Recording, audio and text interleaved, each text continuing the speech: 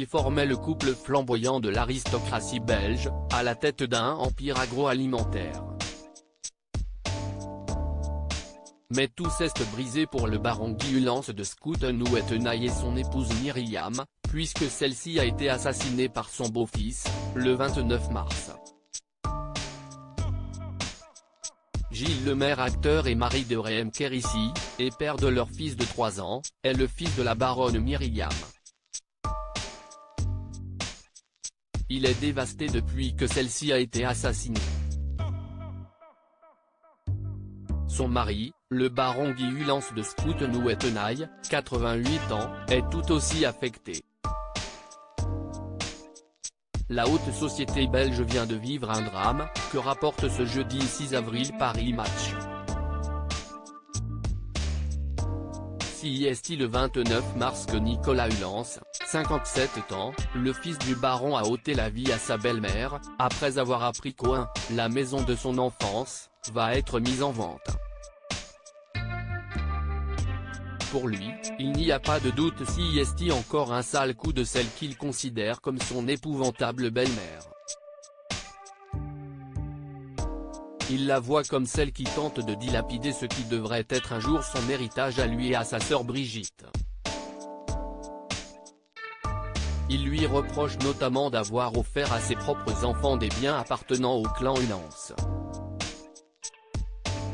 Ainsi, Gilles Lemaire, le fils de Myriam, a hérité d'un duplex à Rome, quand le mari de Virginie, la fille de la baronne installée à Los Angeles, a pu faire de la chasse en Afrique du Sud, avant de s'éclater avec leurs enfants à Saint-Tropez entre villas de luxe et voiliers de 52 mètres. Gstad, Verbier. Le mal est fait et Nicolas Ulance est en boucle, tous ces endroits où nous ne sommes pas conviés. Lui et sa sœur n'ont droit qu'à cette misérable rente de 50 000 € mensuels. Où est donc la goutte d'eau? Le baiser de la mort, le baiser de Judas ce 29 mars, il vient discuter de ses rancœurs avec son père dans son bureau. Puis, à la sortie, il embrasse sur le front la baronne Myriam née les chiens. 20 ans qu'il ne m'a jamais embrassé, partage-t-elle interloqué avec son mari. Ça n'augure rien de bon. Nicolas Ulance, ancien agent de la sûreté de l'État, la DRSI belge, devenu selon ses mots un lanceur d'alerte, à tendance complotiste, vient donc de lui donner le baiser de la mort, le baiser de Judas, selon un intime du couple, sous le choc.